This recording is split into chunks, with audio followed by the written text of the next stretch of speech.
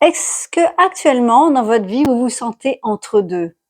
Vous savez ces phases où vous quittez quelque chose de connu, mais vous savez pas encore exactement où vous allez aller?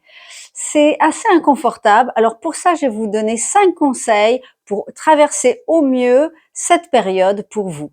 Restez jusqu'au bout, je vais vous dire un tas de choses importantes.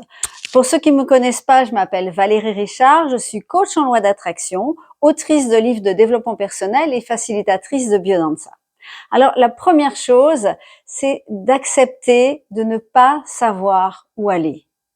En profiter pour faire une pause, pour ralentir, pour se détendre.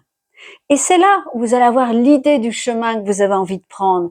C'est dans le silence.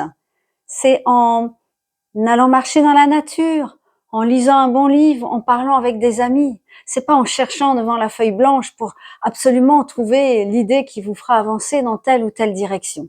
Donc profitez-en pour faire une pause. Ensuite, deuxièmement, profitez-en pour faire tout ce que vous n'avez pas le temps de faire d'habitude. Vous savez, toutes ces choses que vous remettez à plus tard, comme aller faire une vérification de votre voiture, ou aller faire des examens de santé, ou faire une sauvegarde de votre ordinateur, ou du tri, du rangement, ou prendre du temps avec quelqu'un que vous n'avez pas vu depuis longtemps. Réfléchissez à toutes ces choses, vous dites « Ah, si j'avais le temps !»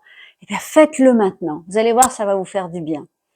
Ensuite, euh, ces périodes entre deux sont des périodes de préparation. Préparation à quelque chose de plus grand, de plus beau, quelque chose qui vous ressemble plus.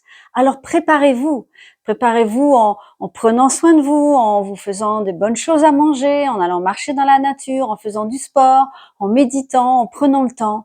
Préparez-vous à quelque chose d'exceptionnel. Et vous êtes une personne exceptionnelle, donc devenez-la. Un autre point, ça serait d'écrire. D'écrire sans vous limiter. Quels sont vos rêves, vos envies, vos désirs, vos buts. Mais vraiment en brainstorming, c'est-à-dire vous jetez tout sur la feuille. Et vous verrez ensuite, quand vous relirez, ce qui va sortir de là. Parce que la solution va sortir de là.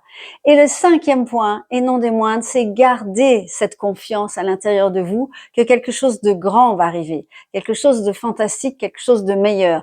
Donc, prenez ce temps pour devenir une meilleure personne qui va attirer de meilleures choses dans sa vie. Et quoi qu'il se passe, la vie vous aime et vous veut du bien. Dans la Bible, il y a un texte magnifique qui dit il y a un temps pour tout. Un temps pour pleurer, un temps pour rire, un temps pour se lamenter, un temps pour danser. Alors peut-être en ce moment, c'est le temps de faire une pause, comme dans la nature, comme dans tout le collectif qui fait une pause avant un ordre nouveau. Et puis demain, vous vivrez autre chose. J'ai hâte de lire vos réactions. Pensez à cliquer pour vous abonner à ma chaîne YouTube et je vous donne rendez-vous dans une prochaine vidéo. Au revoir.